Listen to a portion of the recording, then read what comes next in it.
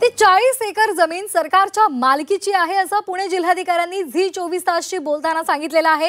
सरकारची जमीन विकण्याचा प्रयत्न झाला। जिल्हाधिकाऱ्यांच्या कारवाईकडे आता सर्वांचंच लक्ष लागलेलं आहे। तर पुण्याचे जिल्हाधिकारी यांनी झी24 तासशी बोलताना हा दावा केलाय।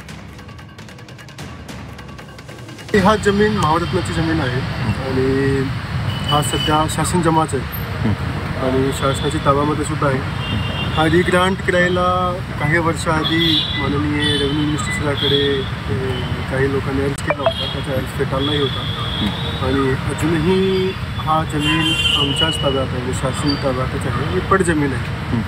मात्र एक गोष्टी असं निर्देशनास आलेली आहे की काही दिवसाआधी काही लोकांनी याच्या खरेदीच करून घेतलेला आहे आणि हा एक फार सिरियस गोष्टी आपल्या समोर आलेली आहे। तर त्याच्याबद्दल आम्ही सखोल चौकशी आमच्या LRDCला करायला सांगितलेलं आहे।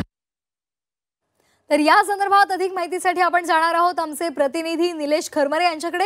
निलेश, एक महत्त्वाचा मुद्दा जिल्हाधिकाऱ्यांनी मांडलेला आहे ते म्हणजे ही जमीन ही सरकारची आहे आणि त्यामुळे आता याच्यामध्ये जेही दोषी सापडतील त्यांच्यावर कारवाई केली जाणार आहे। एक समिती सुद्धा स्थापन करण्यात आली, त्यांनी म्हटलंय।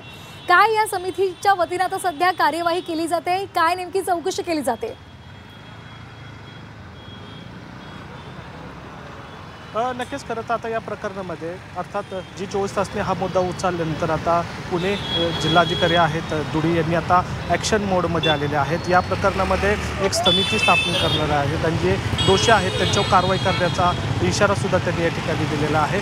खरं तर महसूल विभागाला अंधारात ठेवून हा व्यवहार झाल्याचं खुद्द जिल्हाधिकारी यांनी सांगितलेलं आहे। त्यामुळे या प्रकरणामध्ये जे दोषी असतील त्यांच्यावर कारवाई होणार हे निश्चित झालेलं आपल्याला पाहायला मिळतं। मात्र या संपूर्ण प्रकारामध्ये जर बघितलं तर अजित पवार असतील किंवा दिग्विजय पाटील जे या एमएडी कंपनीचे मालक आहेत त्यांची प्रतिक्रिया अजूनही आलेली नाही आहे। दुसरी बाब म्हणजे या प्रकरणामध्ये जर बघितलं ह्यांनी जी कंपनी स्थापन केली होती LLP, त्या कंपनीचं भाग भांडवल हे त्यांनी 100 दाखवलं होतं। मात्र या सगळ्या ह्याच्यामध्ये जर बघितलं तर ही जमीन जी आहे ती 300 कोटींची आहे। मग या प्रकरणामध्ये फक्त भाग भांडवल हे कमी प्रमाणात दाखवून सुद्धा जर या कंपनीला 3 वर्षामध्ये एवढे पैसे आले कुठून, हा एक प्रश्न आता या ठिकाणी उपस्थित झालेला आहे। त्यामुळं कुठं ना कुठंतरी पार्थ पवार हे या भोवती वादाच्या भोवऱ्यात आलेले आपल्याला पाहायला मिळतात। त्यामुळे आता विरोधकांकडून त्यांची चौकशीची मागणीसुद्धा केलेली आपल्याला पाहायला मिळते। त्यामुळे आता पार्थ पवार असतील किंवा दिग्विजय पाटील असतील त्यांनी